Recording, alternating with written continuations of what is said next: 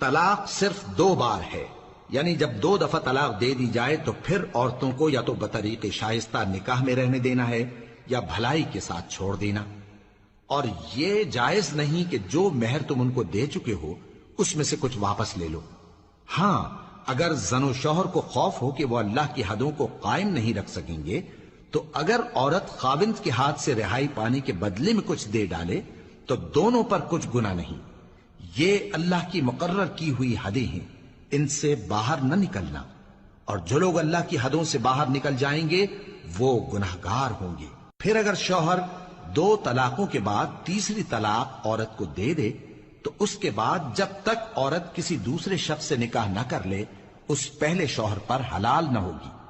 ہاں، اگر دوسرا خاوند بھی طلاق دے دے اور عورت اور پہلا خاوند پھر ایک دوسرے کی طرف رجوع کر لیں تو ان پر کچھ گناہ نہیں، بشرطے کہ دونوں یقین کریں کہ اللہ کی حدوں کو قائم رکھ سکیں گے،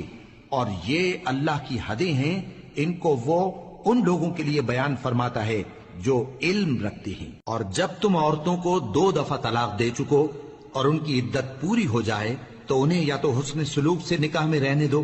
یا بطریق شائستہ رخصت کر دو،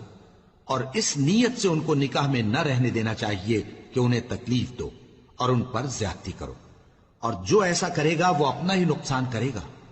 اور اللہ کے احکام کو ہنسی اور کھیل نہ بناؤ،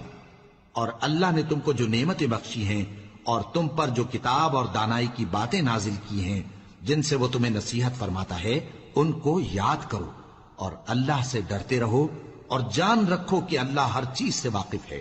اور جب تم عورتوں کو طلاق دے چکو اور ان کی عدت پوری ہو جائے تو ان کو اپنے شوہروں کے ساتھ جب وہ آپس میں جائز طور پر راضی ہو جائیں نکاح کرنے سے مت روکو۔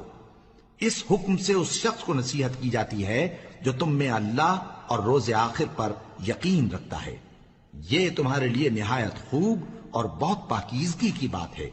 اور اللہ جانتا ہے اور تم نہیں جانتے۔